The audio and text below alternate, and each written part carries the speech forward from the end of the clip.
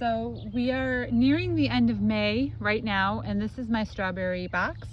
I'm going to show you a picture as well as what it looked like in very early spring. Nothing like what I'm seeing here now. This looks absolutely amazing. So I'm going to show you how I go from this to this. And it's very simple, really. I don't find strawberries to be a very hard plant to take care of. It's just a matter of understanding them and making sure you give them adequate space, because when you're looking at them in early spring, the box looks very, very empty. There's so much space and you're like, oh, I'm never going to get enough strawberries out of just these few plants. So understanding how the strawberries grow, how they make strawberries, and how they make new plants, and the space that they're actually going to require. We actually have some strawberries beginning here. The space that they'll actually require in order to grow and get this lush and beautiful. Once you understand all of that, you're going to have wonderful, thriving strawberries in no time. Hey everyone, it's Natalie here with Thistle and Rose Farm, and I had to come around the corner today just to kind of get this a little bit filmed because I want to do the strawberry bed today. I want to get it all cleared out, but it's really windy, so it's not the greatest day for video.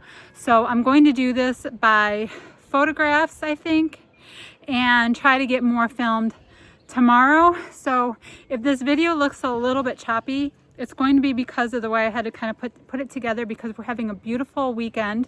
It's early March, and I want to get my strawberries fed, which means I'm going to have to also clear out the bed. So you're going to see how really cluttered my strawberry bed is right now.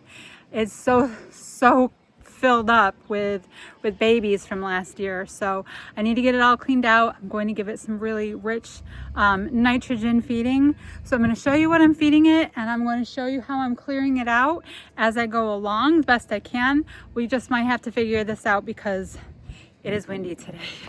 So let's go at it. I'm going to show you what it currently looks like. Here is the strawberry bed, and a lot of that really is just maple leaves from our trees. And then underneath that is the cluttered bit of strawberries. So yes, it is a mess. So what I want to do is I want to get all the dried leaves out of there and then look at each individual plant. And then I'm going to show you how I'm going to determine what I want to keep and what I want to toss as far as the plants go. So first, maple leaves and dry leaves out, and then I'll show you where I'm at. Okay, so I used a rake and got what was loose out of here, and I'm going to work at this end and move my way down. So I'm clearing out where I can see the dirt, and I want to get all these extra tendrils, these dried up tendrils that have nothing on them really except for dried up babies. I'm going to just clear all of those out, and I want a few inches between all of the plants. So I'm going to choose healthy looking plants with some nice growth on them that look like they're going to flower nicely. I'm going to leave those and get rid of anything, you know, looking either too cluttered or looking too small. This one here looks pretty old and spent, so I'm going to pull this one right out. That looks like it was a mother plant. Definitely showing some growth, but I'm pulling that one out because that looks like an older mother plant, so I'm going to let one of the babies take her spot. And I'm going to just kind of keep clearing for now. And we're going to no, this is a weed. Okay, so I'm going to get all these dried tendrils here out of the way. I'm going to cut them out. I don't want to pull them because strawberries pull out of the ground pretty easily. So I'm going to go through with cutters and shears and get all of this stuff out of my way and keep on moving back this way. And I'm not going to clear plants just yet until I can show you more of what I'm doing. Okay, I'm back in the greenhouse, and it's windy outside.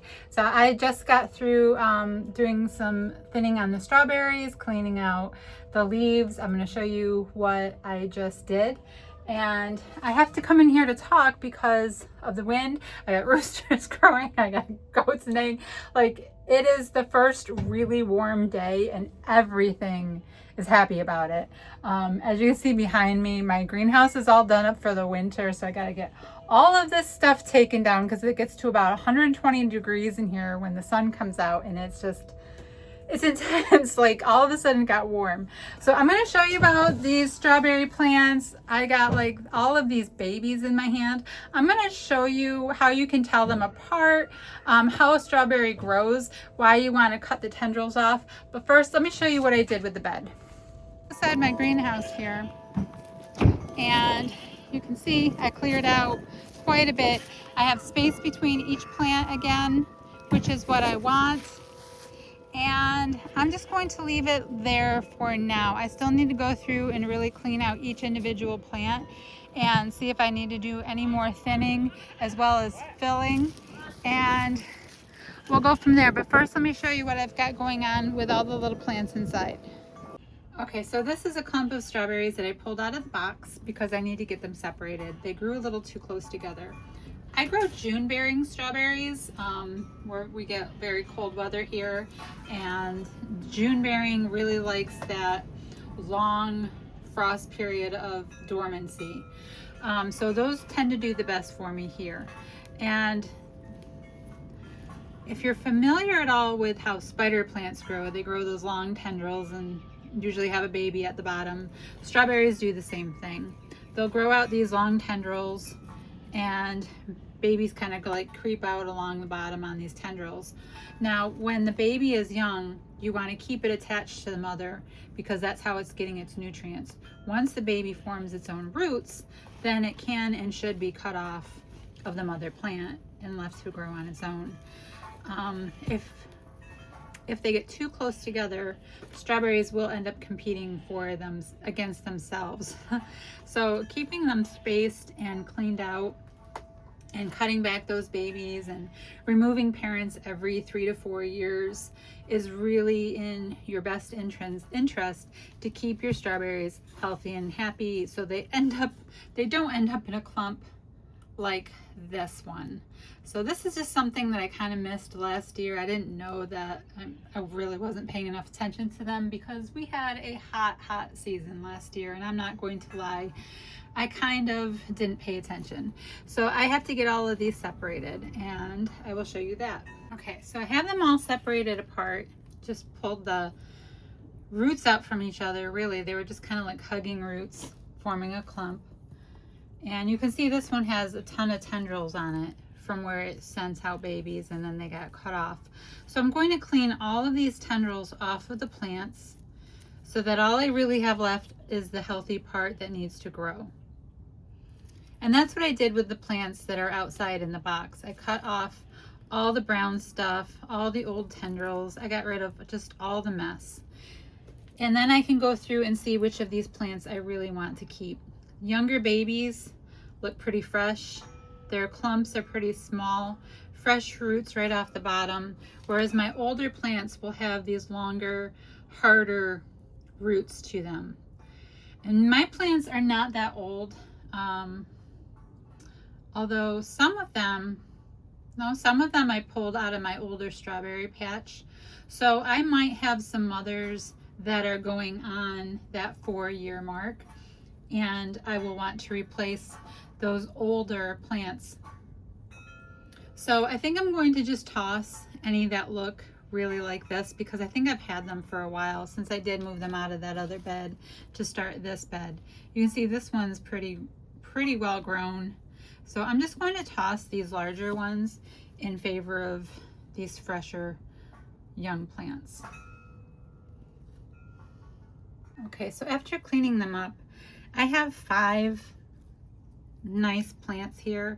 I'm going to see if there's any room for them to put back into the box. If there's not, I might start a small strawberry planter, see how that goes.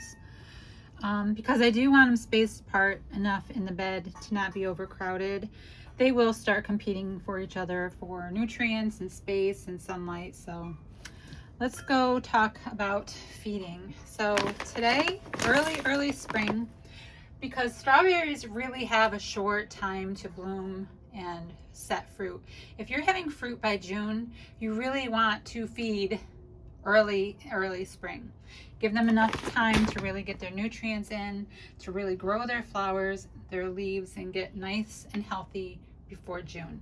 So I'm going to give my strawberries a good amount of blood meal today, and also some fish fertilizer so that they have some liquid nutrients going directly to them today. Hey everyone, welcome back. It is the next day and I'm ready to feed my strawberries. It is even windier today than it was yesterday. So I hope the audio is okay through this. I'm going to try to talk a little louder and show you what's going on. So I cleared yesterday and I cleaned up and I spaced some things out, but that's all I did. I was hoping to be able to get some more footage outside actually working on the strawberries and showing you what I'm doing in the actual bed. We're in tornado season here in Illinois, and so the month of March is really hard to get things done outside. You're going to hit a nice day, you're going to hit a windy day. That's just the way it is here. So let's talk a little bit about the plants. So fast forward to May 1st, and this is what the bed looks like now. My geese are out here walking around. So you can see that everything really fills in and really gets big. So that's why thinning out early in spring is such a good idea. Everything's nicely in flower. So what I fed was blood meal, and then I did fish emulsion in water, which will also foliar feed the leaves. And then I also gave it bone meal, which you can still see is sitting on the top of the soil. Bone meal really helps to aid in the flowering and the fruiting. So we have a nice amount of flowers throughout the plants and very lush green leaves. So your leaves are where your energy is. So don't forget to feed those leaves. That's where the blood meal comes in and really feeds for those healthy leaves. Strawberries are also very high percent water. So water your strawberries well as they're growing. So I came out and watered a lot, even when it was cold and my plants were really small. Daily watering, and just keep your soil nice and moist. I do want to also go in and get all of these mulched.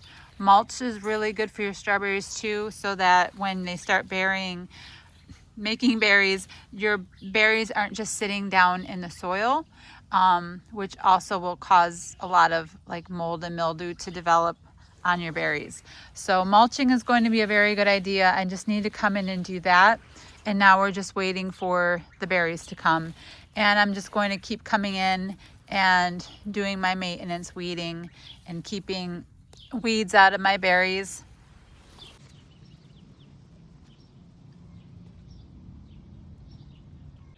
So one thing to really understand about strawberries, and I'm going to be showing this in earlier videos from early spring, is how they set off runners. This is an example of a runner here. So off the mother plant, they're going to be shooting off flowers and berries, but they'll also be shooting off these long runners, and at the end of the runner, a baby plant is going to form. Obviously, this one's not going to do very well hanging off the side of the box like this, but while it's attached to the runner still, it's attached to the mother. So all of its nutrients are being fed to it from the mother plant. If this plant actually goes into soil, it's going to kind of latch itself there and start growing roots. And it will attach to the soil and become its own strawberry plant eventually. At that point, it can be snipped off of the stem, and it will become its own plant and eventually set off runners of its own. So as you can see, each strawberry plant is very capable of making several more strawberry plants quite easily. So you end up with a lot of plants in a very small amount of time. When I started this bed, I put only about maybe 8 plants in here, and it didn't take long to really fill up.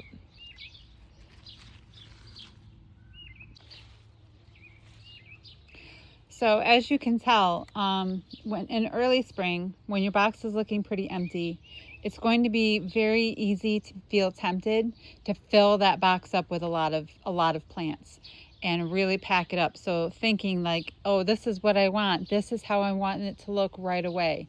It's not. This is not how you're going to want it to look, because this is a very vast difference from how it looked just since even in April. It didn't look this amazingly full. So the way that it fills so quickly and gets so lush so fast is actually pretty amazing on just a few plants. So for this time of year, what we really want to do is just keep everything well watered.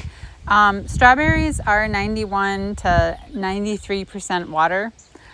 So water is going to be extremely important for your berry development. If you have dry soil, you're going to have small berries. Feeding and watering is extremely essential when it comes to strawberries. So water well. And the time after between feeding and waiting on your berries, it's a lot of watering. I water these pretty much every single day. Especially being in a raised bed, they're not going to retain the water quite as well as they would in the ground. So I definitely want to be watering every single day.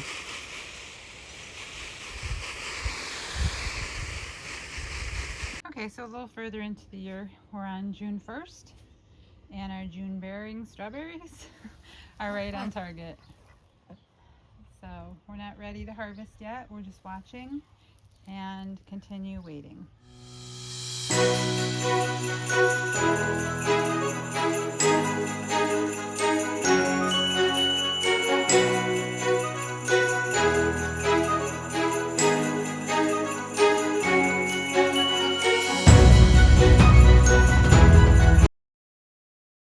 Thistle and Rose Farm.